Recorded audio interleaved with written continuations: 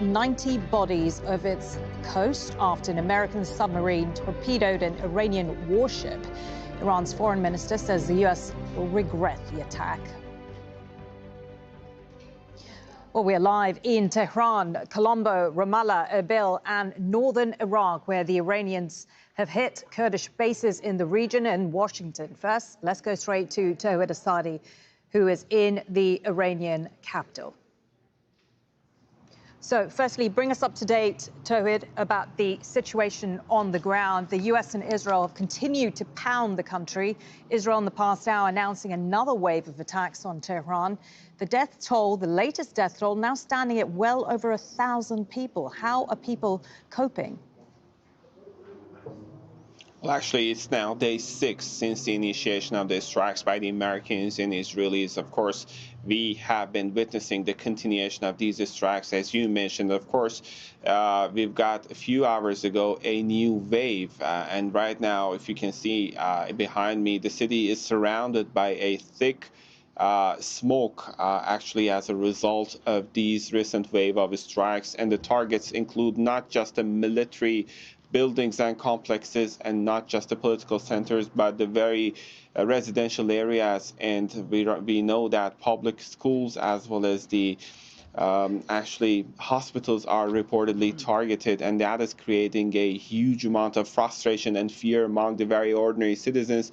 And the latest report came from the Red Crescent yesterday, saying that over 900 people have been killed, with more than 6,000 being injured. And this is the report from yesterday, seeing the continuation of these strikes. Unfortunately, we can rest assured, Melin, that these numbers can be easily increasing, seeing the realities on the ground. And on the other hand, the Iranian side, the IRGC in particular, is saying that it is continuing its waves of strikes to target the Israeli territories as well as the U.S. military bases in the region. And one other important development over the past few days, strategically speaking, is related to the Iran's announcement of the closure of Strait of Hormuz, which is putting a geopolitically important regional impact and, of course, global impact at large, seeing this continuing developing situation on the ground.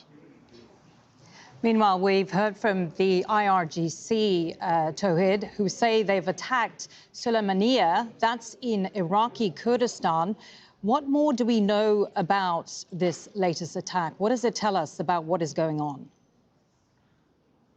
Well, actually, Melin, we've got a parallel of two lines of attacks simultaneously. First, we know that over the past 24 hours or so, we've got American and Israeli attacks targeting Kurdish cities in the western part of Iran, including Saqqez and Marivan. Also, as you mentioned earlier, including Sanandaj, where the state TV building was targeted, and of course, the city of Bukhan, where the governor's office was targeted not once but twice.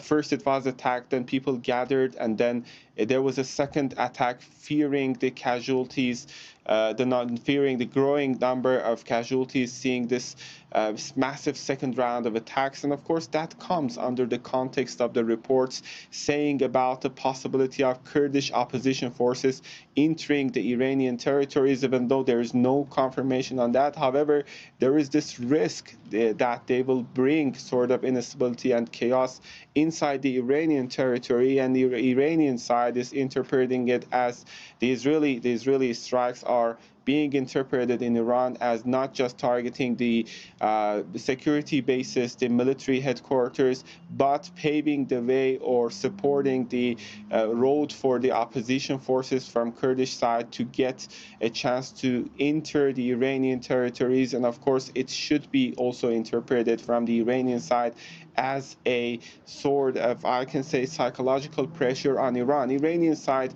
Abbas Araghchi, we know that the foreign minister of the country had a conversation with the Iraqi political leaders such as Nichirvan Barzani, as well as baffle Taliban in that regard, and as well as the Iraqi Prime Minister, to make sure that this is not going to be a scenario down the road that there's a destabilization coming from Iraqi side to Iran in this already delicate situation. But as this conversation is happening, we have to also keep in mind the realities on the ground from the Iraqi side, and I think on that, Assad can talk about it more. Yes, many thanks for that, Tawhid. Stay put, but what Tawhid was talking about there is the fact there have also been heavy US-Israeli airstrikes in western Iran, which is the predominantly Kurdish region. These are the latest overnight pictures coming from the city of Sanandaj. We understand that a radio and a television station was targeted. So as promised, let's go to our correspondent Asad Beg, who is live for us in Erbil in northern Iraq. So Asad, you are in the heart of Iraq's Kurdish region. Tell us what is happening where you are and what that tells you about the wider ramifications of what is going on. Well, Erbil and Iraqi Kurdistan has had multiple drone and missile strikes. In fact, the one behind me took place last night on Wednesday night.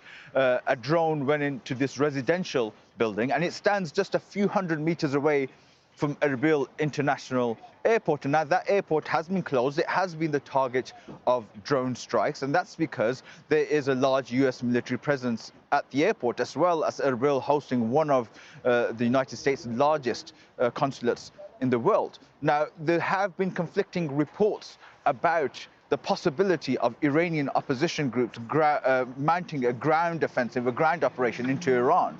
Now, the authorities here have been keen to say that any movement of military towards the border has been to secure the border, not to mount a ground operation, as well as the opposition groups are also saying now that they're not mounting an operation, or one hasn't been mounted. But that hasn't stopped the perception, because the fear here is that any perception that Iraqi Kurdistan is aligned with any Israelis or United States ground operations, or seen as a launching pad for a ground operation, could make it the target of even more drone and missile strikes. And even the President, Natrivan Barzani, has said that we will not be part of any conflict or military escalation. Now, this tension goes back to 2023. There was an agreement between Iran and Iraq, a security agreement, to say that Iraq should not be used as by Iranian opposition groups or Iranian Kurdish groups to mount any sort of action against Iran. So yes, there are these conflicting reports, but Iraqi Kurdistan is keen not to have this region dragged into the war. Okay, Asad, we'll leave it there for now. Asad Beg there for us in Erbil. Now, I want to go to our correspondent Zain Bazravi, who is in Doha for us, because just in the last few moments, we've had multiple explosions here in Qatar. We've heard them in the skies above the Doha skyline. We felt the newsroom shake. Zain, what more can you tell us about what's happening? Well, it's just gone past 12 o'clock local time in the afternoon. About 10 or 15 minutes ago, we heard just about 2, 3, 4 explosions. We came out, we looked into the sky. You can see that familiar smoke of where the interceptors, the Patriot missile systems, have hit what are either Iranian missiles or drones. It's unclear at the moment exactly what they were targeting, but we do know that there were munitions coming in over the skies of Doha, once again in the central part of the city, over the skies, and those were hit. And then you can see the puff of cloud from where, against the sky, once those interceptors take out those missiles and rockets and drones, you see a cloud of smoke in the air. That is shortly after that swept away. It started with 4 strikes about 15 minutes ago. Then we heard in quick succession another 6 explosions, and now that we're speaking, at least more than a dozen, maybe 20 different booms. Now, one thing we should tell people is that if there are that many loud explosions that you hear, it isn't necessarily all interceptions happening in the sky. The Patriot missile systems themselves, the defensive weapons, other than that Qatar operates, also make a great deal of racket when they are launched. So what you may be hearing, especially if the explosion is louder, if it feels closer, then those are likely those defensive weapons that are going off. That is outgoing fire. That is not necessarily does not necessarily pose any danger. But what we are seeing is those explosions are being effective. Those munitions are taking out, intercepting those missiles and drones that are coming in. And what we're seeing once again that is happening closer and closer to the central part of the city. People are reporting seeing this in the skies over neighborhoods like Al-Sad, like close to where the U.S. Embassy was evacuated earlier today. Clearly, there is a timeline to this. The U.S. evacuating those neighborhoods around the U.S. Embassy. We still don't know what the target was of this latest barrage, but it is safe to say that there is a sequence of events playing out here. So the threat, certainly, from what we understand of the actions of the U.S. government, of the ministries here in Qatar, the actions they take do illustrate that the threat certainly remains. So, as always, we should continue to watch and observe the different messaging coming from the government. They continue to advise people to stay out of open areas, stay away from windows, and that's good advice considering these attacks seem to be closer and closer into central populated areas, and these interceptions continue to happen over heavily populated civilian spaces. Zain, it's interesting because we're very much guessing what Iran's strategy is regarding the Gulf countries after that initial onslaught of strikes. It's been relatively quiet the last few days. Qatar, I believe, hasn't had any strikes in at least 48 hours. So these latest strikes will come as quite a shock. Just talk us through what the thinking is from leaders in the Gulf about what is going on, because there is a concern, isn't there, that they may even join, they may stop from just defending themselves, but might actually get involved with fighting back. Well, the Gulf countries have reiterated they do not want to be drawn into a war that is not theirs to fight. Now, from Iran's point of view, there are no innocent actors in the region. These Gulf countries are allies of the United States as far as Iran is concerned. They are harboring U.S. forces. They facilitate them with bases and resources, and that is how Iran sees it. Now, there is a lot more gray area. That gray area tends to get erased when conflicts like this erupt. So Iran has crossed out red lines, crossed out gray areas. They are launching these attacks. And there is, again, when you talk about a sequence of events, it is significant that this latest barrage, again, we heard over a dozen different explosions. It'll become clear exactly what happened when the statement comes out from the Ministry of Defense and exactly what was coming in, what they hit.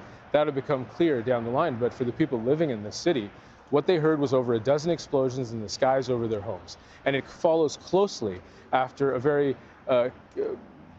sort of seemingly tense conversation between the foreign minister, Abbas Araghchi of Iran, and the foreign minister of the state of Qatar. Let me give you a sense of some of what was said in that phone call. Prime Minister and Minister of Foreign Affairs, Sheikh Mohammed bin Abdul Rahman bin Jassim Al Thani. Just more explosions now. We can see the gray smoke trail there just to my left in the sky, and multiple explosions once again. It is audible. It's getting to about 24 different explosions at this stage. In that phone call that Iran reached out to Qatar with, Qatar's government categorically rejected the assertion that Iran was not targeting Arab neighbors, that it was only targeting U.S. assets. It went on to say that since the attacks included the vicinity of Hamad International Airport, infrastructure, industrial zones, civilian areas, LNG and oil production, it is clear that this is a flagrant violation of international law. And these explosions follow what was a very tense phone call between the foreign ministers of the two countries. Okay, just a reminder of what's just been happening. We are hearing multiple explosions here in Qatar's capital, Doha. And just a reminder of how wide this conflict is spreading. We've also been reporting that Azerbaijan says 2 people have been injured after Iranian drones and missiles fell near an international airport. It happened in the enclave of Nakhchivan. Azerbaijan has summoned the Iranian ambassador and says it reserves the right to retaliate. Let's go to our correspondent, Dmitry Medvedenko, who's live for us in Moscow. So talk us through what exactly has happened here and what it's likely to signify. So Azerbaijan becomes one more country, one more neighbor of Iran that's now kind of involved in the tensions that are happening in the Middle East. The Azerbaijani government said that 2 drone strikes were launched from the territory of Iran and into the territory of its autonomous Republic of Nakhchivan. It's this little territory which is sandwiched between Turkey, Iran, and Armenia. It's cut off. It's an exclave. The 2 drones, they fell, one next to the building of, next to a school building. The other one apparently hit the roof of the local airport in Nakhchivan. It's a small city of around 100,000 people. And we've seen footage from inside the airport, which looks like it's slightly damaged. And then they said, of course, that 2 people were injured.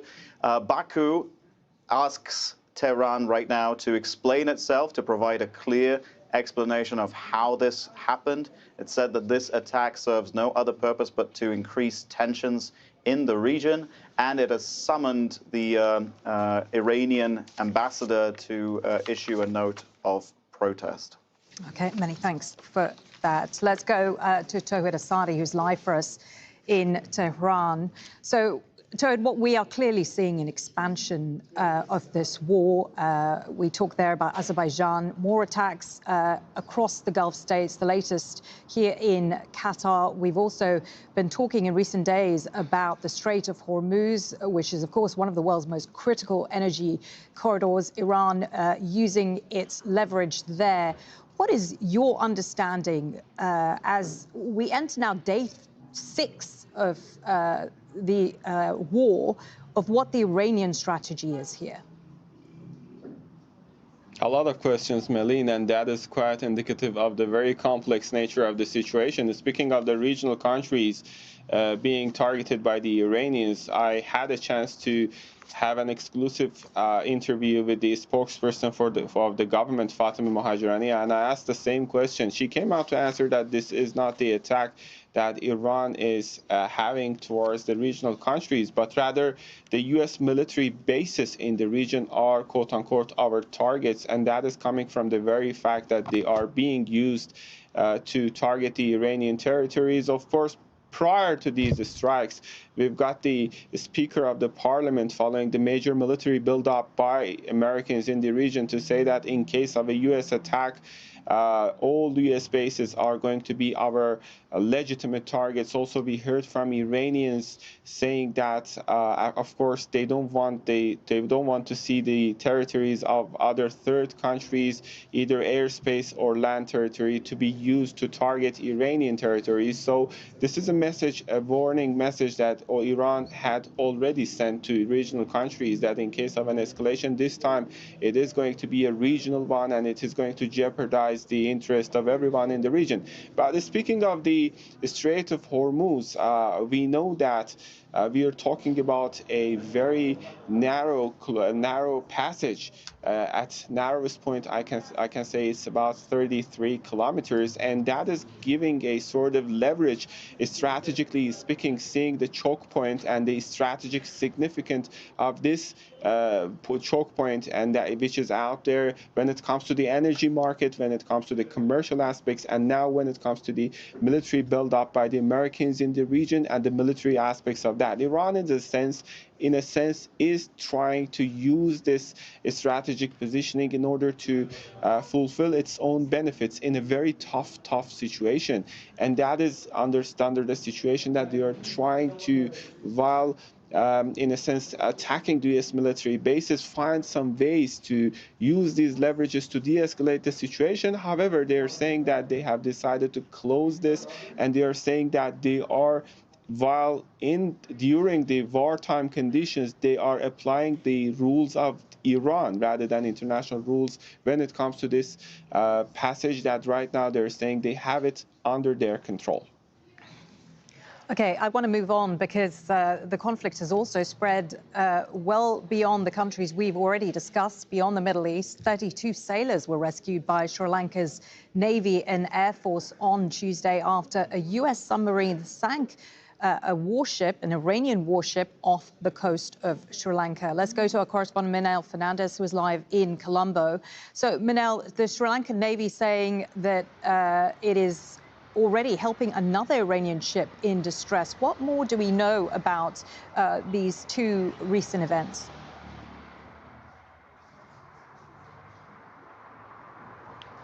So the second ship is believed to be part of a group of 3 Iranian Navy vessels that attended the International Fleet Review, sort of an international maritime event in the port of Visakhapatnam in India. They were returning. Obviously, we know what happened to Iris Dina. And now we're hearing of a second Iranian ship that is off the Sri Lankan territorial waters, just outside it, in fact. They have contacted the local authorities to indicate that they are running into some engine trouble and asking to call into port. That is not happening, but there is some communication from what we're hearing. We heard from the government spokesman, who's also the media minister, Nalin Jayatissa, who told Parliament, the building behind me, just a short while ago. He said, he assured the opposition who had asked questions regarding this second ship that the president, as Minister of Defense, the Security Council and government are aware of all the facts regarding the second vessel. He said with that, they are intervening in order to resolve this issue to minimize the loss of life and to safeguard regional peace.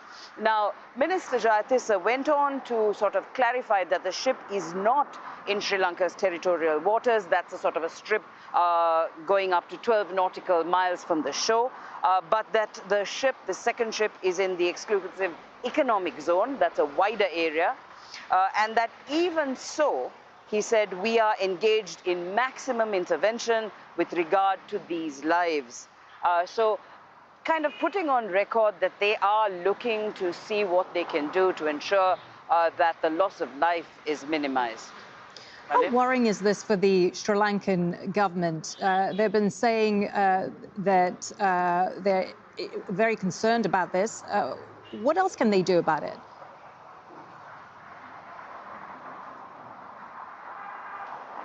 Well, obviously, they've got to walk on eggshells. I mean, it's almost like an ant caught in between a battle of two jumbos. I mean, and Sri Lanka has always sort of followed a non-aligned sort of a policy. They have not said that they were taking either side. And right now, far from the main center of operations, they're being drawn almost into this conflict. So they are aware that they have to sort of walk a political tightrope, but at the same time, in terms of sort of humanitarian safety of human is being are in a very we are not exactly in the best of economic health. We had a massive economic crisis a few years ago. We're just getting on our feet. Obviously, even yesterday, the President Anukumaradin Dissanayake did tell Parliament that there will be a massive knock-on effect from this conflict. But Sri Lanka is also aware that whatever move it takes within these sort of two major players is also going to have an impact. Okay, thank you for that. Manel Fernandez there for us in Colombo. Now, I want to show you these latest pictures that you're seeing on the screen right now. This is in the aftermath of a strike in Laristan in Iran, where Israel says it's been targeting military infrastructure. An army spokesman has said that its forces are also continuing its operations against Hezbollah along Israel's northern border. Let's have a listen. In Qom, we have destroyed missile launchers. We have attacked more than 320 sites and locations. More than 300,000 Lebanese have been evacuated, and we will continue hitting Hezbollah. We will continue defending the citizens in the north. Okay, let's head to Ramallah and speak to our correspondent Noor Odeh, who's been tracking the attacks by Israel on Iran and vice versa. Let's start with this latest strike. We've just been looking at the aftermath of those pictures in Laristan in Iran. Israel says that it's targeting military infrastructure there. What more are we hearing from Israel, Noor, on what they're trying to achieve here? Well, Marlene, the message from Israel about these strikes is very clear. They're intended to shake the foundations of control in Iran, to soften the ground, so to speak, to encourage perhaps the opposition to rise up against the government. And in the meantime, to also target the ballistic missile capability of Iran, not just the launchers, not just the depots, but even the manufacturing capabilities. And that's why you see a concentration of strikes in the western part of Iran, where Israel